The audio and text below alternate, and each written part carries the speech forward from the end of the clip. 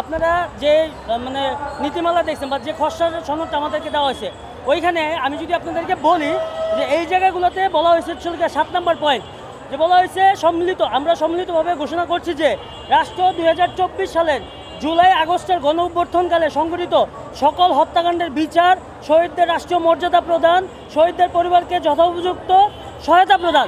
দেখেন এখানে কিন্তু শহীদদেরকে বলেছে, আমাদের কথা কিন্তু বলেন না। আমরা যারা গুলিবিদ্ধ, আমরা যারা আহত হয়েছি, আমরাও কিন্তু এই জুলাই অভ্যুত্থানে একজন বিরাট স্টক হোল্ডার, ঠিক আছে?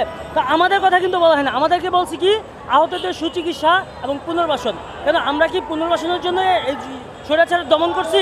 আমরা কি বলছি যে আমরা কেরানি চাকরি করব? আমাদের জুলাই যোদ্ধা, অধিকাংশ জুলাই যোদ্ধা শিক্ষিত, উচ্চ শিক্ষিত।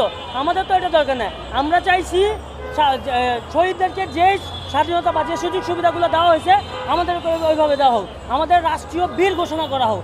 আমরা এটা চাইছি। এবং ওনারা যে খসড়া তৈরি করছে, এই খসড়া আমাদের বিপক্ষে। ভবিষ্যতে যে দলই আসবে আমাদেরকে কোর্টে টানতে তাদের বিন্দুমাত্র সময় লাগবে না। আপনি যদি লক্ষ্য করেন বেগম খালেদা জিয়া হচ্ছে গিয়ে সামান্য জিয়া ট্রাস্টের মামলায় 17 বছর বন্দী ছিল।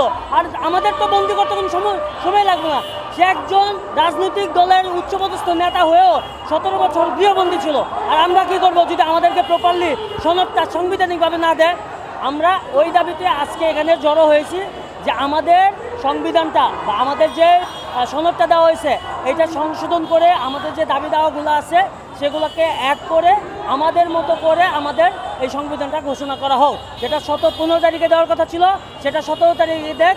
সরকারের হাতে এখনও সময় আছে, এই অন্তর্বর্তী সরকারের হাতে এখনও সময় আছে। উনি চাইলে এটাকে চেঞ্জ করতে পারে। এটা আমাদের সকলের দাবি।